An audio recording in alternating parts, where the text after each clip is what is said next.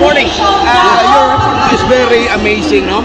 Now, sa national level ngayon, Secretary, kamusta na ang presentes ng mga titles na ipamahagi sa ating mga beneficiaries? Pinapaspasan na nga namin eh. At natutuwa naman kami dahil natutulungan kami ng mga ibang ahensya katulad ng mga Register of Deeds natin, ng LRA, kaya mabilis ang labas ng titulo ngayon. In fact, nung umupo kami, yung kalahating taon lang, 26,000 na kagad ang naipamigay. Kukumpara mo sa nakaraang administrasyon, sa panahon ng mga 1.5 years, 26,000 din sila. Pero kami, 6 na buwan, 26,000 din. Pero hindi ko naman sila sinisisi dahil siyempre may pandemya, di ba? Tapos, yung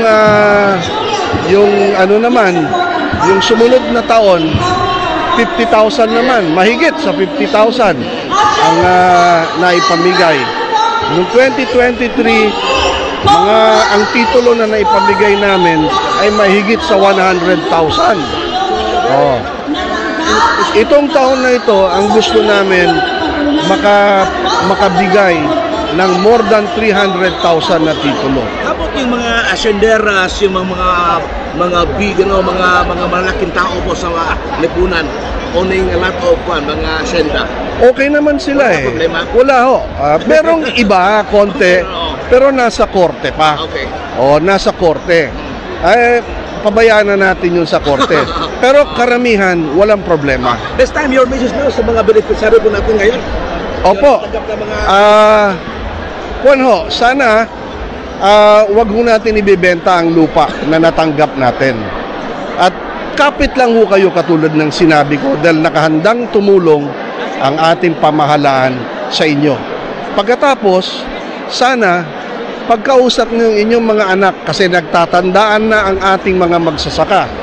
Baka wala nang magsaka. Yung mga anak natin, sana masabihan natin sila na matuto rin silang magsaka. Mag-aral silang mabuti, hindi para umalis sa pagsasaka, umalis sa bukid.